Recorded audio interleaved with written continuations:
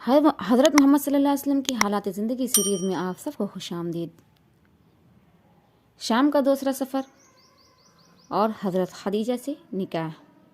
ایک دن ابو طالب آپ کے پاس آئے، کہنے لگے، بھتیجے تم جانتے ہو اپنی مالی حالت کیا ہے، ہماری پریشانیاں بہت بڑھ گئی ہیں۔ خدیجہ دوسروں سے اپنا مال دے کر تجارت کراتی ہیں، کہو تو تمہارے لیے بات کروں۔ اس وقت آپ کی عمر 23 یا 24 سال تھی۔ چچا آپ جو فرمائیں۔ سر آنکھوں پر آپ نے اسی سعادت مندی کا مظاہرہ کیا جس کی انہیں امید تھی۔ خدیجہ بہت اونچے گھرانے کی خاتون تھیں۔ ان کا سلسلہ نسب 5ویں پشت میں قصے تک پہنچ کر آپ سے جا ملتا ہے۔ ابن مخزوم کے 2 رئیسوں سے ایک کے بعد دیگرے بھی آئی تھیں اور دونوں بہت کافی دولت چھوڑ کر دنیا سے رخصت ہو گئے۔ پھر قریش کے بہت سے رئیسوں نے شادی کا پیغام بھیجا، لیکن ہر ایک کو ٹھکرا دیا، کسی کو قبول نہیں کیا۔ وہ تنہا رہتی، اپنا سرمایہ کاروبار میں لگاتی، کاروبار میں کافی برکت ہوتی اور نہایت خوشحالی کی زندگی بسر کرتی۔ ابو طالب پہنچے تو تجارت کے لیے کسی مناسب آدمی کی تلاش میں تھیں۔ ابو طالب، خدیجہ محمد سے تجارت کرانا پسند کرو گی؟ خدیجہ، آپ کسی غیر کے لیے کہتے؟ جب بھی مجھے انکار نہ ہوتا، محمد تو اپنے آدمی ہیں، وہ بھی امین۔ ابو طالب خوش آپ صلی اللہ علیہ وسلم کے پاس آئے، بولے، محمد لو، اللہ نے روزگار کا انتظام کر دیا۔ شام جانے کے لیے قافلہ تیار ہو گیا، اس میں آپ صلی اللہ علیہ وسلم بھی تھے۔ آپ کے ساتھ خدیجہ کا غلام میسرہ بھی تھا۔ آپ کے سبھی چچا آپ کو رخصت کرنے آئے۔ دیکھیے سب کو کتنی آپ صلی اللہ علیہ وسلم سے محبت تھی۔ ابو طالب آگے آگے تھے۔ ان لوگوں نے رخصت ہوتے وقت بڑے پیار سے کہا، خدا یہ سفر مبارک کرے، تجارت میں خوب برکت دے، خیریت سے واپس لائے۔ میسرہ کو بھی وصیت کی، دیکھو میسرہ، محمد کا خیال رکھنا، کسی طرح کی کوئی تکلیف نہ ہونے دینا۔ قافلہ روانہ ہو گیا۔ راستے میں بہت ساری چیزیں پھر سامنے آتی رہیں جو آپ صلی اللہ علیہ وسلم پہلے سفر میں دیکھ چکے تھے۔ چلتے چلتے قافلہ شام پہنچ گیا اور پھر اسی شہر بصرہ میں ٹھہرا۔ قافلے میں جتنے لوگ تھے سب کی ہمدردیاں اور خیر خواہیاں آپ کو حاصل تھیں۔ آپ صلی اللہ علیہ وسلم بھی ان کے لیے ایک بہترین رفیق سفر اور سراپا خیر و برکت تھے۔ رہا خدیجہ کا غلام میسرہ، تو نہ پوچھئے اس کا کیا حال تھا، ایسا لگتا جیسے وہ آپ ہی کا غلام ہو۔ بے حد محبت کرتا، ہر وقت خیال رکھتا، آپ کی کسی بات کو نہ ٹالتا۔ جو کچھ سامان تھا اس کی آپ نے بڑی کامیابی سے تجارت کی، ایک ہوشیار، تجربہ کار اور خوش تدبیر انسان کی طرح۔ پھر کسی کے ہاتھ کچھ بیچا تو بڑی خوش اخلاقی سے، کسی سے کوئی معاملہ کیا تو بڑی ایمانداری سے، کسی سے کچھ تبادلہ خیال کیا تو بڑی دیانتداری سے۔ واپس ہوئے تو خدیجہ نے جو فرمائشیں کی تھی اور جو سامان منگائے تھے وہ سب ساتھ لائے۔ کیا کاروبار کی ان مشغولیتوں میں آپ کے معمولات چھوٹ گئے؟ نہیں، آپ اسی طرح تنہائیوں میں بیٹھ کر غور و فکر کرتے۔ لوگوں کے حالات جدا جدا تھے، ان کے مذاہب مختلف تھے، ان کے عقائد ایک دوسرے سے الگ تھے۔ آپ ہر ایک کو عقل کی ترازو میں تولتے، ان میں سے کوئی صحیح ہے، کس حد تک صحیح ہے۔ گھنٹوں بیٹھے اسی غور و فکر میں ڈوبے رہتے۔ جہاں قافلوں کا پڑاؤ تھا اس سے قریب ہی ایک بہت بھاری درخت تھا۔ ایک روز عادت کے مطابق آپ اسی کے نیچے بیٹھے ہوئے تھے۔ میسرہ ادھر ادھر کچھ کام میں مصروف تھا۔ پاس ہی ایک گرجا گھر تھا، اس میں سے ایک راہب نکلا اور میسرہ کے پاس آیا۔ یہ تھا نستور راہب۔ میسرہ یہاں تجارت کے لیے ہر سال آتا تھا، اس لیے نستور اس سے واقف تھا۔ بولا، میسرہ تمہارے ساتھ ایک کون ہے؟ میسرہ قریش کا ایک جوان جس کا خاندان خانہ کعبہ کا کلید بردار ہے۔ راہب، تم نے ان میں کیا کیا باتیں دیکھیں؟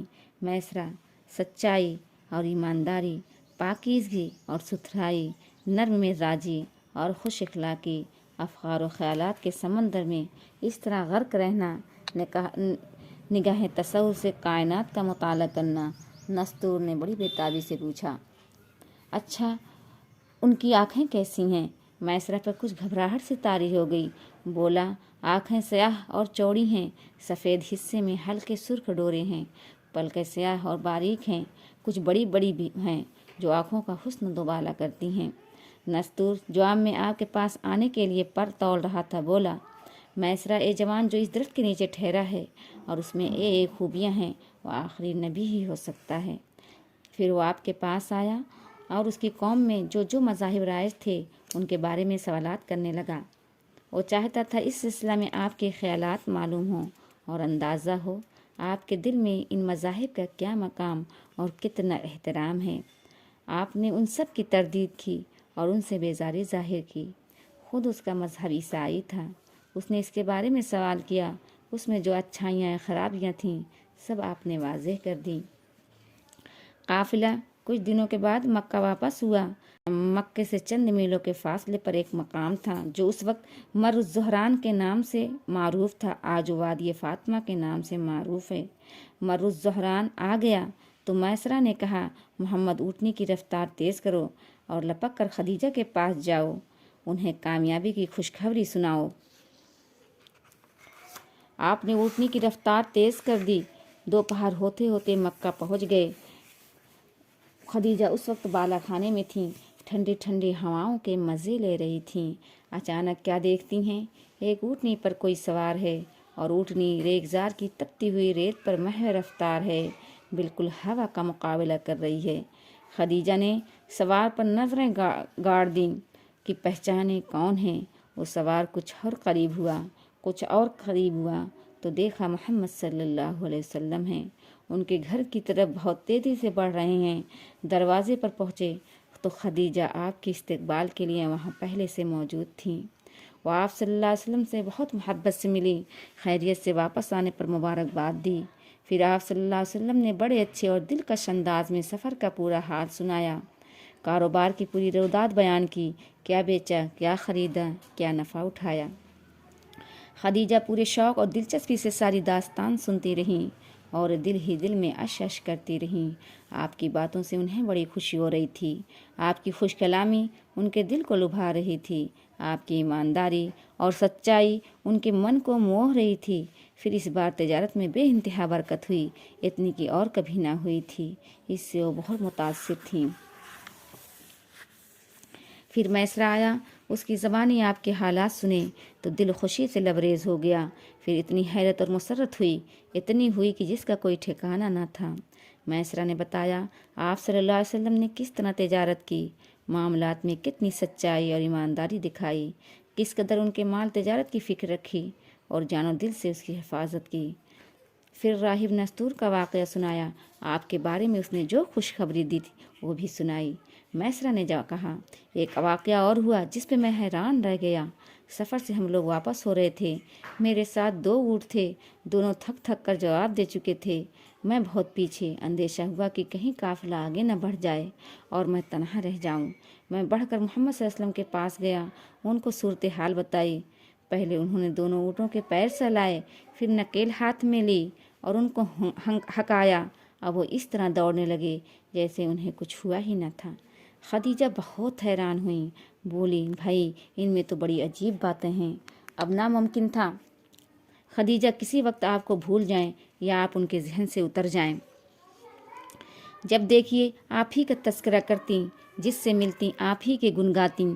اب ان کو آپ سے بے انتہا محبت تھی اور تمنا تھی کسی طرح اس امین اور سہل نوجوان کے دامن سے بچ جائیں، کسی طرح اسے اپنا شریک زندگی بنا لیں۔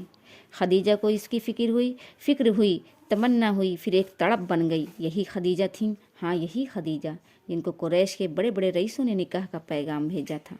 انہوں نے ہر ایک کو ٹھکرا دیا تھا، ہاں ٹھکرا دیا تھا اور لاپرواہی سے رخ پھیر لیا تھا۔ آپ کی رفاقت کی ایک خواہش اتنی بڑی، خدیجہ اسے راز نہ رکھ سکیں۔ قریبی عورتوں نے ان کی خواہش کو بھانپ لیا۔ ان میں ایک خاتون تھی نفیسہ بنت امیہ۔ کچھ سیرت نگاروں نے ان کا نام نفیسہ بنت منیہ بھی لکھا ہے۔ دونوں نام ایک ہی ہیں، منیہ، اور نفیسہ کی والدہ کا نام تھا امیہ ان کے والد کا نام۔ ہاں تو نفیسہ نے خدیجہ سے کہا، خدیجہ کیا حرج ہے امین سے نکاح کیوں نہیں کر لیتی؟ خدیجہ آخر کیسے، اس کی کیا شکل ہوگی؟ نفیسہ تم تو بس ہاں کرو، ایک کام تو کرنا میرا کام ہے۔ پھر نفیسہ آپ صلی اللہ علیہ وسلم کے پاس آئیں، بولیں، محمد یہ تنہائی کی زندگی کب تک رہے گی؟ اب تو تمہیں اپنا گھر بسا لینا چاہیے۔ فرمایا میرے پاس ہے کیا جو گھر بساؤں؟ نفیسہ اچھا بتاؤ، اگر اس کا انتظام ہو جائے اور ایک نہایت حسین اور مالدار خاتون سے گھر بسانے کو کہا جائے تو تیار ہو جاؤ گی، انکار تو نہیں کرو گی؟ فرمایا وہ کون ہے، کس کی طرف آپ کا اشارہ ہے؟ نفیسہ خدیجہ سے بہتر جوڑا تمہیں نہیں ملے گا۔ نیک کام میں دیر کیا، ایک کام جتنی جلدی ہو جائے اچھا ہے۔ خدیجہ کے اخلاق اور دانائی سے آپ بہت متاثر تھے، آپ نے جیسا سنا تھا ان کو ویسا ہی پایا۔ لوگ ان کو طاہرہ کہتے تھے، آپ نے ان کو طاہرہ ہی پایا تھا، لیکن ان سے نکاح یہ تو خواب و خیال میں بھی نہ تھا، کیونکہ آپ کو معلوم تھا۔